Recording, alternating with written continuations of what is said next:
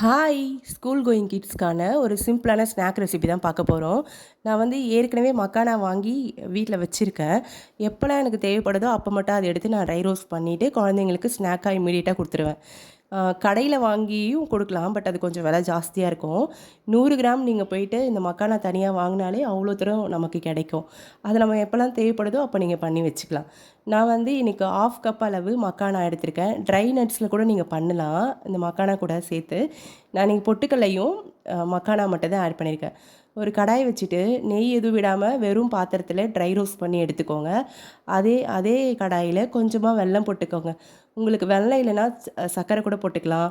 அப்படி இல்லைன்னா சாக்லேட் கூட நீங்க போட்டுக்கலாம். அது எல்லாமே உங்களோட விருப்பம் தான். உங்களுக்கு என்ன ஸ்வீட்னஸ் வேணுமோ அத நீங்க ஆட் பண்ணிக்கலாம்.